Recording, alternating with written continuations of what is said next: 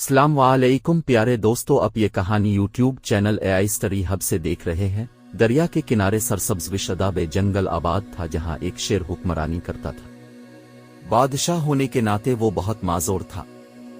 इस इलाके में किसी दूसरे शेर को हमला करने की हिम्मत न थी। एक दिन शेर अपने वजीरों के साथ जंगल के दौरे पर निकला। इसकी मुलाकात खाला बली से हुई। शेर ने पूछा, खाला बली, ये तुम्हारा हाल किसने किया है? बली ने बताया, जब से मुझे इंसानों ने पकड़ा है मेरा ये हाल कर दिया। शेर तैश में आ गया और कहा, खाला मुझे इस इंसान का पता बतो, अभी इससे तुम्हारा बदला लेता हूँ।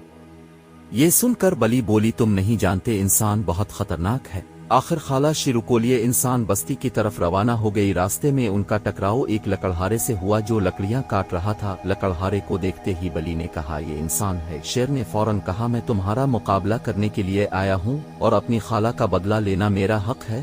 क्या तुम्हारी खाला ने ये नहीं बताया कि इंसान बहुत खतरनाक है? इंसान ने फौरन जवाब दिया, मैं तुम्हें मजा चखा कर ही रहूंगा। जब लकड़हारे ने वक्त की नजाकत को भांप लिया तो उसने कहा कि ठीक है, तुम यहीं रुको, मैं लकड़ियां झोंपड़ी में रख कर आता हूँ। ये इंसान रुक, मुझे क्या पता तो वापस आएगा, अब भाग जाएगा, शेर ने कहा।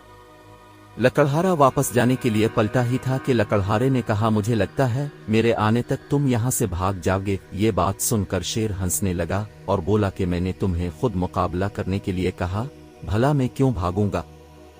लकड़हारे ने कहा, नहीं, मुझे तुम्हारी बात पर यकीन नहीं है।